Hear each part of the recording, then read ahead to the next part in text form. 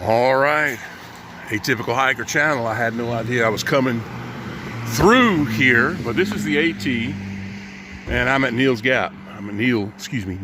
I always throw an S on it. I'm possessive, but head north. at Neil's Gap. My sister's with me, and I didn't know that where we were headed to was going to pass right by mountain crossings and the tree with the shoes and all that sort of thing. But here we are, and I'm going to walk through the famous AT, going through the building at Neil's Gap.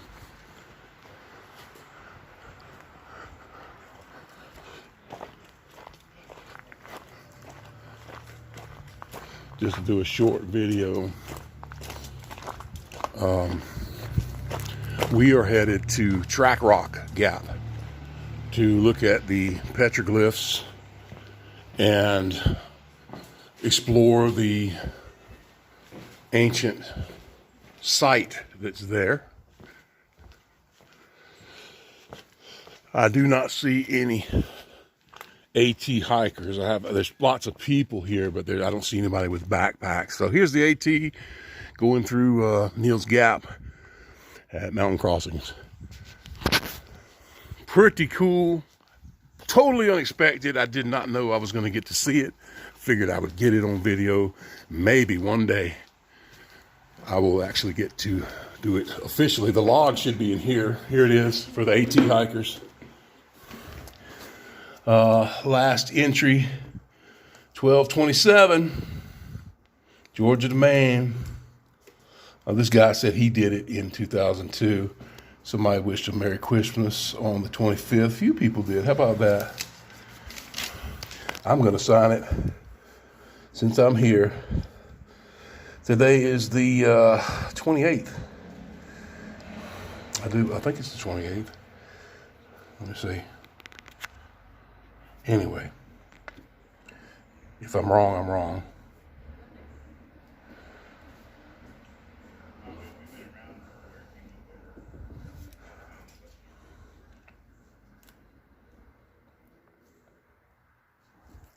There you go.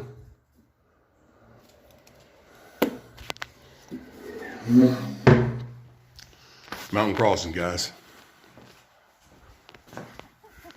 So we just started the Iroquois Trail across the street from the petroglyphs. Hey, that sign looks familiar. It looks like the one at Skull Shoal. It's exactly like the ones at Skull Shoal. The trail always provides 11 cents. 11 cents. You come up, you get the lumpy tree in the middle of the ravine. You pass this ravine here, and you'll eventually hit the creek. There was another smaller ravine we passed, but we're going to keep going. Apparently the complex is between. Yeah, it goes up after this or something. I don't know. Someone has built a framework of a lean-to right off the trail. Trail's right there, that flat area. So we're going to walk into the complex just to see what we can see and head toward that hilltop, the cliffs, and all the fumarole, all that stuff's up that way somewhere. Okay, something that I have noticed when I've walked with Tom on the Benton Mackay, when I've walked on Pine Mountain Trail, and any place where I've seen Indian marker trees, and supposedly there's a really big one here. I've seen it in people's videos. I've missed it so far, but they'll have these white stones that are placed along the path. And so I'm just theorizing here that maybe that was a very early form of marking the path, like we have blazes on the trees today, because these stones are you don't miss them when you walk by them. And for some reason, even in fall foliage, you put them in the right place, they stand out even amongst the leaves. So, you know, when you didn't have paint, there's your way to mark your trail. There's so much to see. There's a really beautiful view through the trees here of the mountains and wonderful terrace.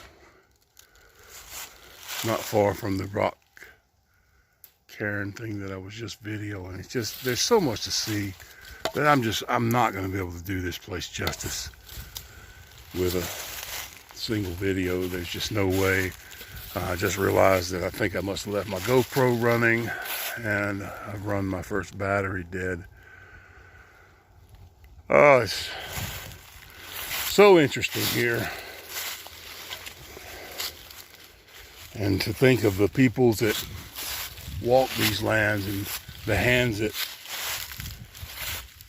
worked this land and put these rocks one upon the other, and here I am walking the path.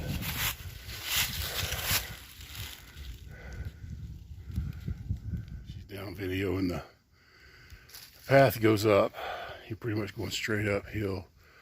There was a nice rock feature. She's going to get that on video. The path leads you straight to another wall. Very definite stone wall. A lot of work to move all these rocks like they did. Who knows? Was it part of a structure of a house?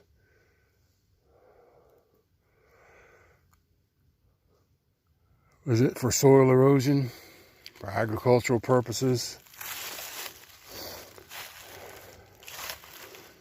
Can only speculate. Can only speculate.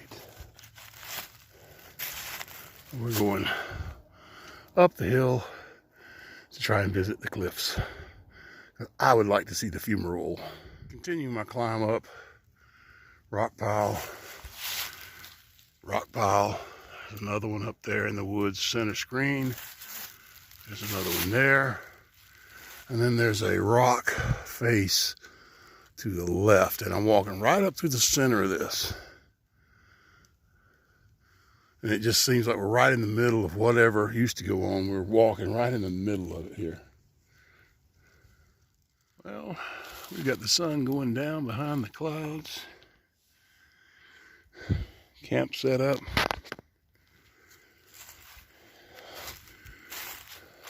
Don't know exactly where we're at in the scheme of things. Just tried to find a somewhat flat area to pitch tents on.